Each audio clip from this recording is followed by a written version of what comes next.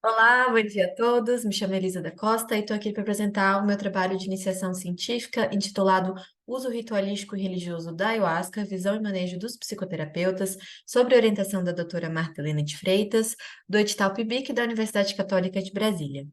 Então, o meu trabalho, ele se propõe a analisar quais as percepções de terapeutas que tiveram pacientes que fizeram uso ritualístico e religioso da ayahuasca, bem como eles se veem impactados com essa temática e como que eles avaliam a saúde mental desses pacientes.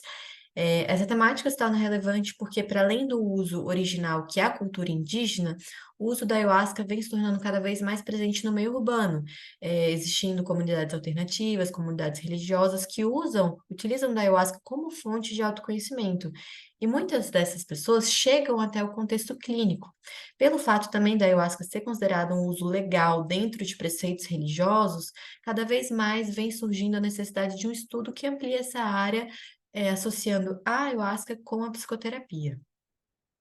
Bom, o método utilizado foi um estudo exploratório de abordagem qualitativa, com uma entrevista semi-estruturada com 6 psicólogos, sendo 4 mulheres e 2 homens, com idade variando de 28 a 47 anos, de diferentes abordagens, e a entrevista seguiu os seguintes temas eixos: dados demográficos, contextos e características de atuação da clínica, modos como a religião e a espiritualidade emergem na clínica, modos de lidar com a religião e com a espiritualidade, relação entre a religião, a espiritualidade e a saúde mental, a religiosidade dos próprios profissionais, abordagem da temática da religião e da espiritualidade ao longo da formação acadêmica, e a questão da ayahuasca emergiu de forma muito natural ao longo das entrevistas, e depois das entrevistas terem sido transcritas, revisadas, analisadas fielmente, foi feito a proposta do método empírico fenomenológico de Amedeo George, que foi identificado unidades de sentido que foram agrupadas em núcleos de sentido,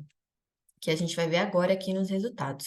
Então, a gente teve um total de 6 núcleos de sentido, com suas respectivas unidades de sentido. O primeiro é a experiência com chá relatada pelos pacientes. Aqui a gente teve um total de 14 unidades de sentido.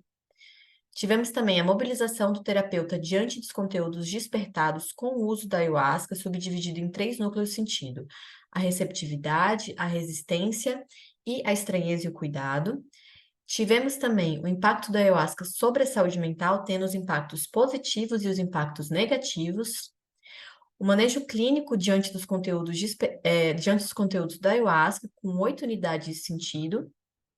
Os impactos da ayahuasca sobre a psicoterapia, tendo os impactos potencializadores para o processo psicoterapêutico e os impactos limitadores para esse processo.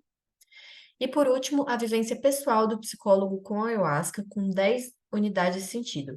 Esse tema eixo, esse núcleo de sentido, perdão, ele surgiu devido ao fato de que durante a entrevista foi visto que 2 psicólogos faziam uso da ayahuasca de forma religiosa. Então a gente achou mais que relevante trazer, né, como um resultado aqui.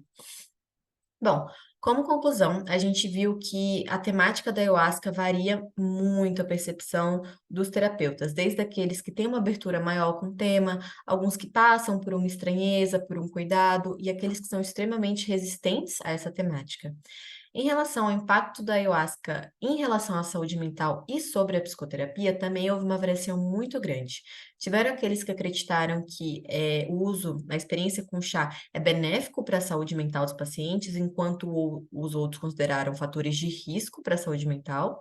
E em relação à psicoterapia, aqueles que acreditaram ser favoráveis, a ayahuasca ser favorável para o processo terapêutico, enquanto outros acreditavam ser limitadores, não conseguiam fazer a relação entre a ayahuasca e o processo terapêutico.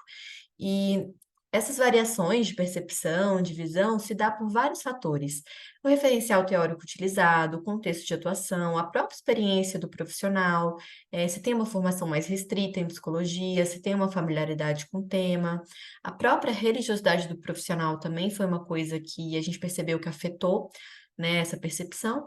E devido a isso, a gente vê a necessidade do psicólogo ampliar os conhecimentos sobre essa temática, que está cada vez mais atual e mais relevante.